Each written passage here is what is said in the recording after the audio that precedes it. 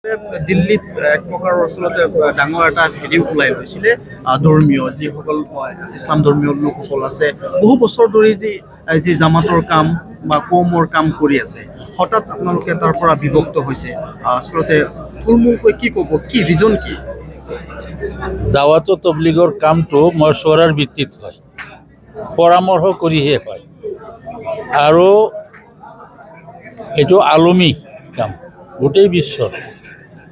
এক সময়ত 12জন বিশ্বৰ মেম্বাৰ আছিলে চুৰা কমিটিত, তেওঁলোকে পৰামৰ্শ কৰিহে যিটো সিদ্ধান্ত হৈছে সেইটো কাম কৰিছিলে। কিন্তু 15 চনত মৌলানা ছাদ চাহাবে, মই শ্বৰ্টকৈ কৈছোঁ, মৌলানা ছাদ চাহাবে এই চুৰাক বাদ দি নিজে আমিৰ হৈ গ'ল। আগতে এনেকুৱা আমিৰৰ ব্যৱস্থা নাছিলে, পৰামৰ্শ কৰিহে কাম কৰা হৈছিল গোটেই বিশ্বত। আৰু সেই তাৰ পৰাই মানে সেইটো আৰম্ভ হৈছে ডিমতটো। আৰু তবলিগৰ কাম কিমান বছৰ ধৰি চলি আছে ভাৰতবৰ্ষত? প্ৰায় 100 বছৰ ধৰি চলি আছে। 100 বছৰ 100 বছৰ ধৰি যিহেতু চলি আছে, ইয়াৰ মাজত 15 চনৰ পৰাই ছাদ চাহাবৰ দিনৰ পৰাই এনেকুৱা ছাদ চাহাব নিজে চুৰাৰ পৰামৰ্শ ব্যতীত কোনেও বিশ্ব আমিৰ হ'ব নোৱাৰে, কিন্তু তেওঁৰ চুৰা বাদ দি পেলাই নিজেই কৈছে যে আমি বিশ্ব আমিৰ। এই তাৰ পৰাই মানে এইটো এখতলাফটো মানে আৰম্ভ হ'ল।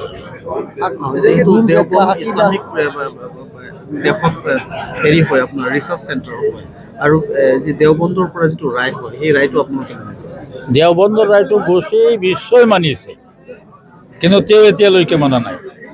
তেওঁক বহুবাৰ দেওবন্দত মতা হৈছে যে আপোনাৰ ওপৰত এইবিলাক প্ৰব্লেম আছে, গতিকে আপুনি আমাৰ ইয়াত আহকচোন, কাৰণ দেওবন্দ হ'ল বিশ্বৰ কেন্দ্ৰ এইটো, কিন্তু তেওঁ যোৱা নাই আৰু ৰুজুও কৰা নাই। আকৌ সেইবিলাক কথাই কৈ আছে, যিটো কোৰাণ হাদিছ কৈছে তেখেতসকলে কোৰাণ হাদিছৰ অপব্যাখ্যা নিজস্ব ৰায় কোৰাণত নচলে। কোৰাণ হাদিছ চাহাবাসকলৰ যিটো হেৰি ৰায় আছে সেইটোতহে হ'ব লাগিব। কোৰাণ হাদিছৰ অপমান কৰিছে। সবাতোকৈ ডাঙৰ কথাটো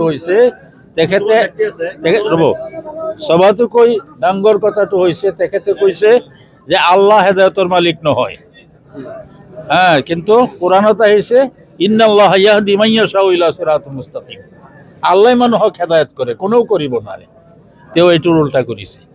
কিছুমান ব্যক্তি দেখা গৈছে যে তেওঁলোকে কয় যে আমি নিজামুদ্দিন মাৰ্কাজৰ অনুসাৰী, আমি ছাদ চাহাবৰ অনুসাৰী নহয়। নহয়, শৰীয়তটো নিজামুদ্দিনৰ মাৰ্কাজৰ মাতাহাত নচলে।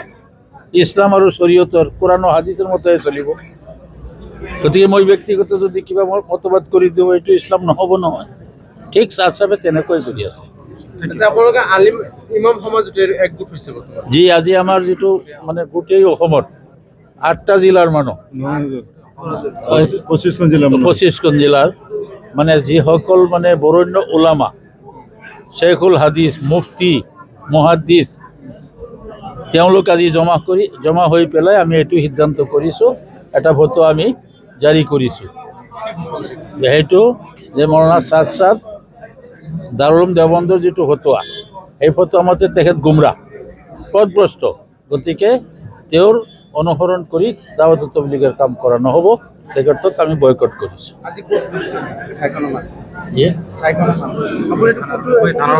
এইটো থানা ৰোড জামে মছজিদ, ৰূপহী থানা ৰোড জামে মছজিদ।